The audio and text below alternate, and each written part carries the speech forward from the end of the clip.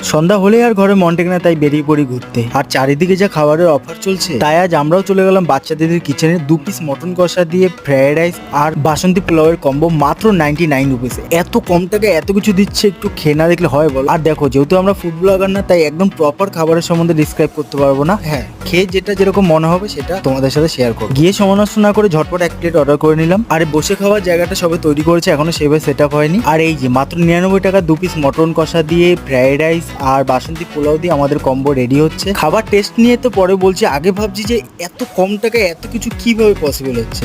2 piece mutton কষা, মটনের সাইজগুলো তোমরা দেখতে পাচ্ছ, যথেষ্ট একদম স্ট্যান্ডার্ড সাইজ। চলো এবার আমরা খাবারটা ট্রাই করি। খাবারের কোয়ান্টিটি নিয়ে তো আর কোনো কথাই হবে না, এত কম টাকায় এত কিছু এরপর আর ভাবাই যায় না। আর খাবার টেস্ট মোটামুটি ঠিকঠাকই ছিল। যারা হাবড়া অশোকনগর থেকে দেখছো তারা একবার খেয়ে ট্রাই করতেই পারো। আর আমরা ফুড ব্লগার নই, তো কোনো কিছু ভুল হলে আমাদের মাফ করো। আর যদি ভিডিওটা ভালো লাগে তাহলে অবশ্যই লাইক কমেন্ট শেয়ার করো আর চ্যানেলটা সাবস্ক্রাইব করো। Thank you.